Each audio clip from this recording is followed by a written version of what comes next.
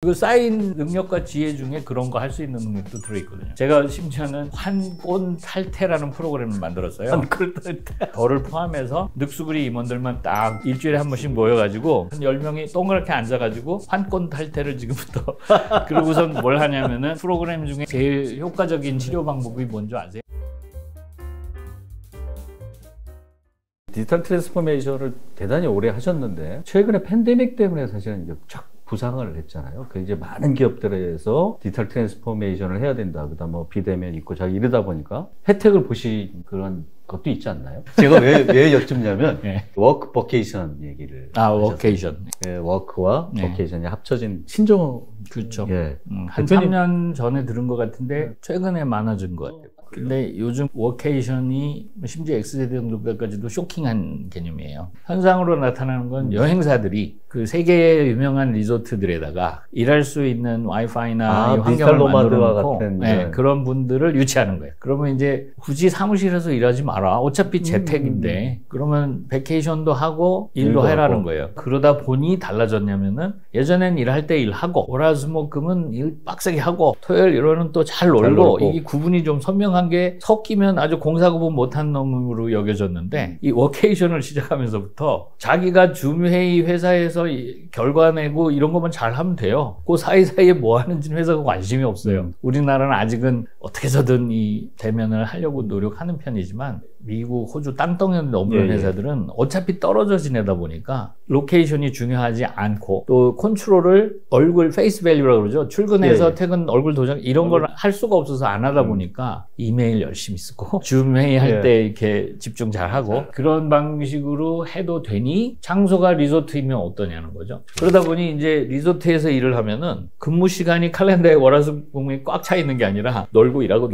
막 섞이는 거예요. 아 근데 그게 어떤 일부의 젊은 친구들은 그걸 또 싫어하더라라고 하는 거죠. 지금 아직 제가 보기엔 만약 설문하면 관리직이나 경영진 입장에서도 불안하고 일하는 사람도 좀 집중 안 되고 친구들은 24시간 일을 해야 된다라고 부담감이 있다라고 그렇게 또 반대로 얘기도 하고 그래서 아직은 이른 단계고 정착이 되기까지 또 다른 종류의 뭐 컨트롤이든 동기부여든 많이 생기겠지만 근데 흥미로운 사실은 여유 있는 스타트업이라든지 부가치가 높은 회사일수록 그렇게 놀게 하는 걸 장려하는 거예요. 왜 그러냐? 크리에이티비티는 거기서 나온다. 이게 경영진들의 생각이에요. 그러니까 막 근무 시간을 잡으려고 안 하고 놀아. 가서 놀고 어쨌든 결과를 내놔. 이런 게 많아지고 있거든요. 이제 일을 하는 것을 커뮤니케이션 하는 방법이 얼굴 도장이 아니라 실제 진척이나 아웃풋 결과에 대해서 주로 얘기하는 비중이 커지고 있어요. 그러니까 저희 FM 산업 같은 경우에 일하는 사람이 루틴하게 가서 할 일을 해야 되는 사람도 있고 창의적인 기획이나 아이디어를 내거나 뭐 영업이나 이런 걸 해야 되는 사람도 있는데 대부분의 회사들이 비중이 단순하게 루틴하게 반복하는 일은 자동화도 하고 외주화도 하고 외국인들이 와서 하고 이미 굉장히 줄어들었고 고부가 같이 하는 회사일수록 질적 결과물이나 진척이나 이런 데에 훨씬 관심이 가기 때문에 저는 급속도로 늘어날 거라고 봐요. 지금은 아직은 생소할 정도의 단어지만 워케이션이 몇 년 안에 아주 노음이 될 거다라는 저는 추측을 하거든요.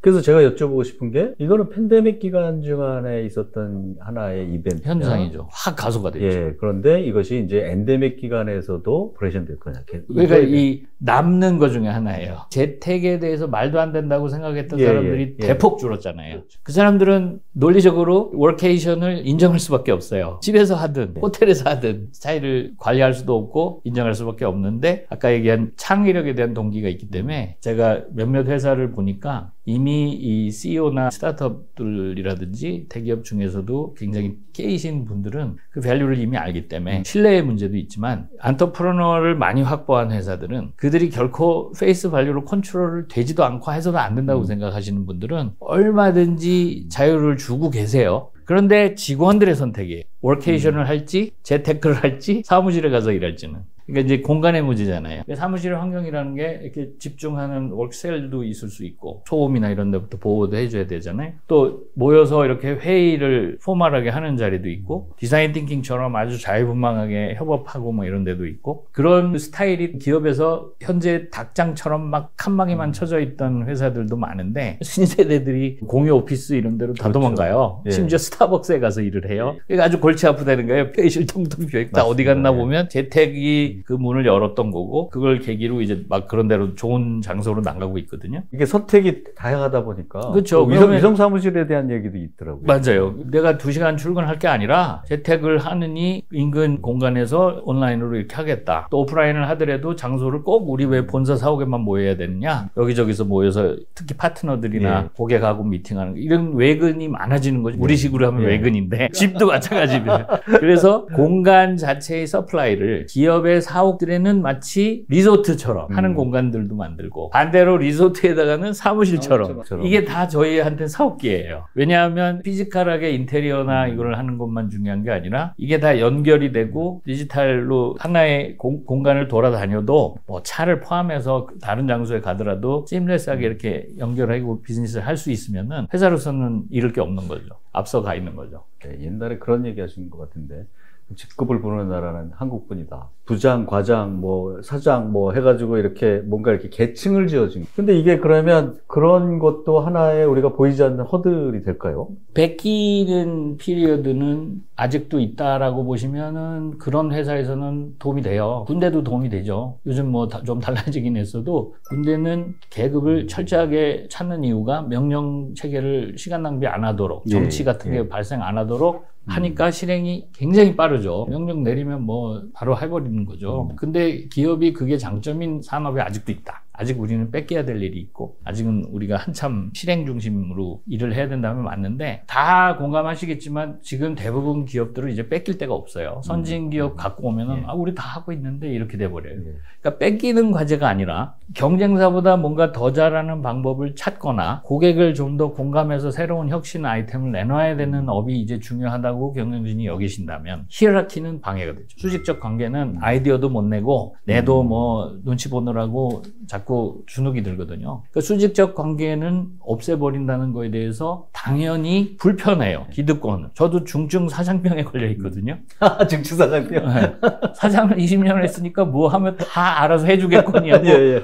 다 몰라요. 자꾸 수직적 관계가 밑에서 또 그렇게 의전이고 해주면은 그냥 습관적으로 이게 반복이 되니까 히라키를 따르게 되거든요. 근데 그 중에 대표적인 다른 나라 문화에 비해서 가장 수직적이고 집단주의적이고 복종적이고 한 일본보다도 오히려 더 이게 어느 나라도 제가 관심 있어서 맨날 물어봤어요. 근데 사람 이름 뒤에 직급이 붙고 존칭까지 쓰는 그렇게 하는 나라는 한국밖에 없더라고요. 일본조차도 그냥 누구 산하고의 존칭을 하지 부조상 막 이렇게 안 해요. 우리는 무조건 김 부장님 이렇게 해야지 그거 안 불러주면 뭐야 하고 불쾌해하신단 말이에요. 그러니까 엔터테인먼트는 그런 수직 체계가 일찍이 많이 없어졌고 파트너식 협업관계의 문화가 많아요. 배울 게 정말 많아요. 엔터테인먼트. 근데 아직도 대기업 수직적 제조업이나 심지어 서비스업들은 명령대로 착착 움직이는 게 훨씬 더 좋아 보이니까 유지하시려고 하죠. 근데 이제 대기업들이 많이 없앴어요. 저는 가는 데마다 10여 년 전부터 그냥 없애고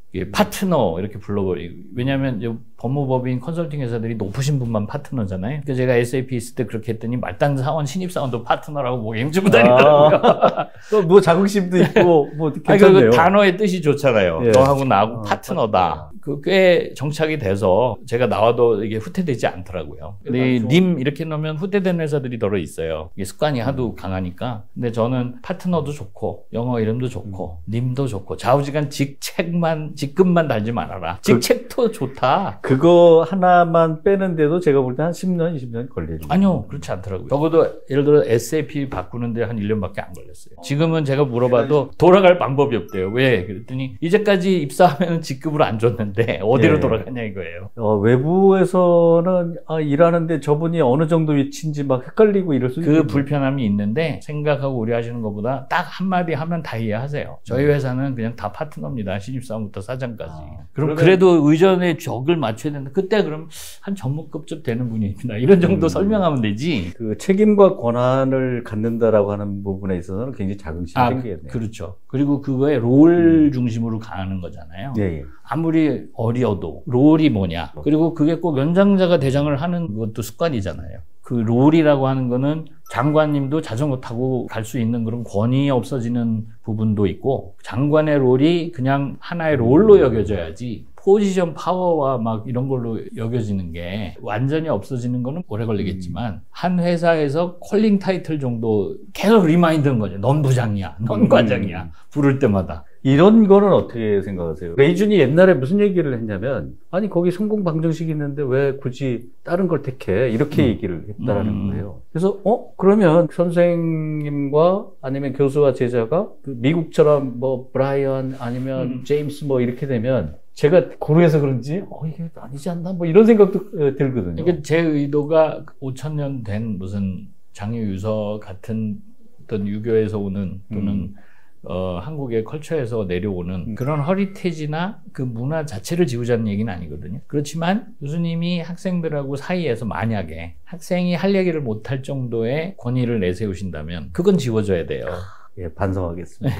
근데 제가 봐도 누구보다 그런 게 없으신 분이란 말이에요. 그런데 그 학생들이 first name을 막 불러. 재홍아. 이렇게 하라는 얘기는 아니지만 영어 이름 부르는 정도는 문화적으로 우리도 글로벌라이즈의 경험이 다 있기 때문에 어색하지 않고 편안한 그런 관계를 이미 학생들하고 하고 계시잖아요. 그러니까 예를 들어서 이제 기업이라면 최 파트너님 이런 호칭도 가능하고 교수님이라는 거는 제가 그 중에 이 급으로 말고 직책의 롤이 있기 때문에 당신은 교수고 난 학생이다를 확인하는 거는 직급적 요소보다 역할적 요소가 또 있거든요. 그러니까 저는 SNI에서도 그건 없애지 않아도 된다. 가끔씩 네가 팀장이야. 네 롤에 맞는 책임을 수행해. 이런 정도의 직책에 대한 호칭은 나쁘지 않다고 생각을 해요. 아무리 뭐 미국이라도 팀장이 골라주면 you're the boss 하고 이렇게 따르는 그런 게 있는 거거든요. 근데 그게 아니고 제가 삼성전자에서 옛날에 20명 팀을 데리고 출장을 가는데 세관 통과할 때 이 명함들을 다 보자는 거예요. 뭔가 좀 이상해가지고. 근데 전부 매니저인 거예요. 부서 이름도 같은데. 그러니까 이건 사기다. 어떻게 한 부서에 매니저만 20명이야. 거의 한 시간을 취조를 당했어요. 그게 직급이 갖는, 사실 매니저는 한 명이죠. 근데 이 매니저란 단어를 우리는 과장 해가지고 직책으로도 쓰고 직급으로도 쓰는데 양적으로는 지금 어떻게 돼버렸냐면은 대기업들이 웬 과장 부장이 그렇게 많아요. 부서 몇 개 없는데. 그러니까 그런 거는 없애는 게 교수님이 걱정하시는 나를 완전히 친구로 하려고 그런 건 아니라는 거죠. 학생 여러분 잘 들으시기 바랍니다. 지금 말씀하신 이제 그런 것들을 쭉 보면 우리가 창의적이고 가능하면 어떤 일에 있어서 이 평등한 관계를 유지하면서 정말 우리가 가지고 있는 DNA. 저는 뭐 외국인들이 어떻게 하는 건 사실 관심이 없고 우리 젊은이들이나 우리 스타트업들이나 우리 기업들이 어떻게 하느냐에 대한 부분이 굉장히 관심이 많거든요. 근데 저는 약간 좀 아쉬운 게 뭐냐면 이렇게 경험 있는 분들의 경험이 우리 젊은 친구들과 이렇게 커뮤니케이션이 잘 됐으면 좋겠는데 그게 어느 순간에 이렇게 단절된 듯한 느낌도 받아서 저는 지금 이제 어려운 지금 현실이 다가오고 있다라고 생각을 하면서 주저하고 당황하고 하는 젊은 세대들이 있어요. 젊은이들에게 한번 이렇게 격려의 말씀이나 아니면 어떤 대비나 마무리를 꼰대를 만드시려고 그래요. 맞습니다. 일단 세상이 하도 많이 빨리 바뀌어서 지금 말씀처럼 경험 경륜이 많은 사람이 한 말씀 하는 것 자체가 꼰대로 여겨질 만큼 그분들은 너무나 그런 정보를 많이 듣고 있어요. 이미. 그러니까 우리하고 감각적으로 다른 게 새로운 얘기를 하면 받아 적어야지 좋은 얘기인데 이런 정도의 정서가 아니라 저 얘기 어디선가 다 들었던 거야. 이런 정서예요. 저 얘기 또 하네. 이런 말씀 안 하셔도 되겠습니다. 그래서 그런 관점의 얘기보다는 오히려 소통 방법 방법에 대해서 주로 80%는 윗세대가 바뀐 세상에 적응해야 되는 쪽이긴 해요. 80%는. 거꾸로, 예. 근데 그 20%에 처한 분들도 엄청난 기회 손실을 해버리는 거죠. 그분들이 소통을 못하는 사실을 자기 자신이 피해버리는 방법으로 가는 것은, 그리고는 꼰대들한테 낄끼 빠빠 같은 것만 요구해버리면 결국 피하는 거잖아요. 예, 예. 굉장한 오퍼튜니티 로스죠. 그러니까 오히려 그 80%에 하려고 하시면 제가 할 얘기가 많아요. 예? 동병상련도 많고. 그러나 그분들이 바꾸기 위해서 30년 동안 일해온 습관을 바꾸는 거는 굉장히 고통스러운 반면에, 젊은 친구들은 사실은 소통 방법만 조금 바꾸면은 이렇게 아이디어들이 있는데, 그런 거를 적용하면은 지혜나 경험의 정보를 굳이 유튜브 같이 얄팍한 게 아니라 아주 깊은 수준으로 할 것들이 많다는 거죠. 근데 그 소통을 빠져달라, 내가 불편하다, 이렇게 하면서 지금 피하고 있는 게 안타까운 거니까 80%는 저희 꼰대들한테 문제가 있는 건 인정하지만 정말 성공하는 커리어를 사실 분들은 시기적으로나 장벽에 처지고 있는 문화의 갭을,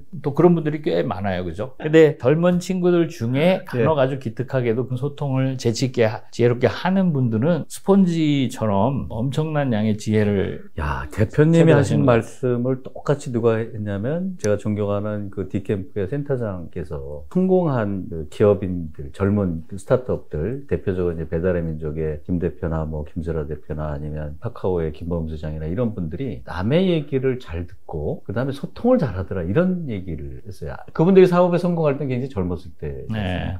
그러니까 지금 말씀하신 그 부분이 80%는 우리가 잘못했지만 너희도 우리하고 어떻게 소통할 수 있는 뭔가를 좀 해봐. 네, 아니, 굳이 얘기를 하라시니까 예, 다 도망갈 거 걱정하면서 얘기를 해야 되는 아니, 거고. 굉장히 중요한 말씀인데 젊은 친구들 중에는 찔리는 친구들도 좀 있겠습니다. 저는 오히려 이 80%가 우리 탓이니까 이 기성세대들이 끈기 있게 정말 시도하다가 힘드니까 리타이어해서 어디 제주도에 틀어박히는 그런 선배들, 아니면 나는 자연인이다 그것만 죽으라고 쳐다보는 그런 분들이 많은데, 물론 자연도 좋지만 이 젊은 세대들하고 어떻게 소통하는지는 80%라고 제가 할 만큼 우리 쪽에서 할 수 있는 일이 많아요. 기득권도 있고 인내심도 더 있고, 그 쌓인 능력과 지혜 중에 그런 거 할 수 있는 능력도 들어있거든요. 제가 심지어는 환꼰 탈퇴라는 프로그램을 만들었어요. 환꼰 탈퇴. 왜냐하면 이미지가 딱 떠오릅니다. 이 습관성 질환들이 있죠. 대표적인 게 이제 알코올 중독이라든지 도박이라든지 이런 거 못 고치잖아요. 아무리 똑똑하고 유능하신 분들도 한번 거기에 들어가면 꼰대성 소통 방법이 사실은 그런 류라고 생각이 돼요. 머리로 아무리 해도 부하 직원을 있는 사이에 나중에 지나가 나서 보면은 내가 그랬어? 이런 경우를 많이 보거든요. 그게 굉장히 마음대로 안 되는 내용이다 보니까 저를 포함해서 늑수그리 임원들만 딱 일주일에 한 번씩 모여가지고 한 10명이 동그랗게 앉아가지고 환꼰 탈퇴를 지금부터 그러고선 뭘 하냐면은 프로그램 중에 지금 현재 제일 효과적인 치료 방법이 뭔지 아세요? 알코올 중독? 어떤 게 있으십니까? 보셨죠? 영화에서 많이 동그랗게 앉아가지고 서로 이렇게 얘기하고 나는 누굽니다. 오늘 또 일주일 동안 이렇게 알코올을 또 해서 자기 중독을 실토하고 표현하고 나누고 해결하고 이런 거를 이제 케어하는 거예요. 그래서 꼰대성에서 본인이 자각도 못하는 게 굉장히 많거든요. 근데 아무리 꼰대들끼리지만 재밌더라고요. 모여서 얘기해보니까 서로 막 뭐 묻은 놈이 뭐 묻은 놈 욕한다고 막 깔깔거리면서 매주 아침에 쇼크 먹는 사람도 있고 진짜 막 이렇게 놀래기도 하고. 저도 뭐 굉장히 자신감 있게 출발했지만 핀잔 꽤나 들어가면서 자기의 스테이터스를 알아야 진행이 돼가는 거죠. 근데 이게 꼰대질이라는 게 세상이 바뀌었기 때문에 꼰대의 정의가 뭐냐고 그러더라고요. 꼰대의 정의 뭐라고 생각하세요? 야, 이거 훅 들어오시는데? 뭐 우리가 보통 얘기하는 선생님들을 꼰대라고 그러니까 되게 나이 많은 했으니까. 분 뭐 이런 얘기 하는데, 나이 많은 분이 꼰대가 아니라 1학년 차이 나는 대학생도 서로 꼰대라 그래요. 그게 뭔가 가만히 보니까 세상이 변했는데 나는 안 변했다고 자처하는 사람들. 그러니까 그렇게 바라보면은 대부분 다 꼰대죠. 그 변화에 대응을 하는 아이디어란 수준이라는 게 없는 건죠.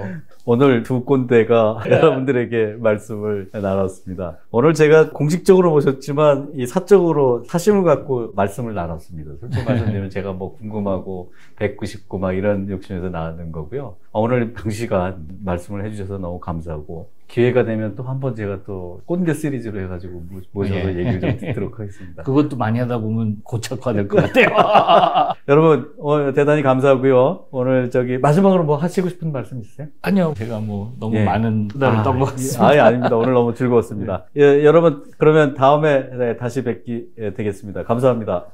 감사합니다.